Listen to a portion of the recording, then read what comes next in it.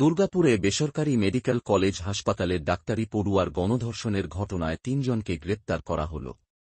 শুক্রবার রাতের এই ঘটনার পরে রাজ্য জুড়ে শোরগোল পড়ে যায়। শনিবার সকাল থেকে তদন্তে নেমে রাত পর্যন্ত অভিযান চালিয়ে নিউটাউনশিপ থানার পুলিশ এই ঘটনার সঙ্গে জড়িত থাকার অভিযোগে পাকড়াও করে ৩ জনকে। ফোনের সূত্র ধরে তাদেরকে গ্রেপ্তার করা হয়েছে। ধৃতরা এলাকারই বাসিন্দা বলে পুলিশ সূত্রে খবর জানা গেছে। ধৃত ৩ জনকে রবিবার দুর্গাপুর মহকুমা আদালতে পেশ করা হবে। তাদের হেফাজতে নিতে বিচারকের কাছে আবেদন করা হবে। পুলিশ সূত্রে জানা গেছে, এই গণধর্ষণের ঘটনা সঙ্গে জড়িত রয়েছে ৫ জন। বাকি ২ অভিযুক্তর খোঁজে কলেজ সংলগ্ন ১ কিলোমিটার দূরে পরাণগঞ্জ কালীবাড়ি শ্মশান লাগোয়া জঙ্গলে ড্রোন উড়িয়ে তল্লাশি চালাচ্ছে পুলিশ।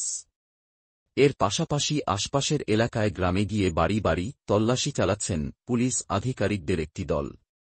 পুলিশের এক আধিকারিক এদিন বলেন, বাকি ২ জনকে দ্রুত পাকড়াও করা হবে। ৩ জনকে হেফাজতে নিয়ে জেরা করা হবে। এদিকে আরও জানা গেছে, কলেজ ক্যাম্পাসের সিসিটিভির ফুটেজ থেকে মিলেছে কিছু গুরুত্বপূর্ণ তথ্য, যা নির্যাতিতার বয়ানের সঙ্গে মিলিয়ে দেখছে পুলিশ।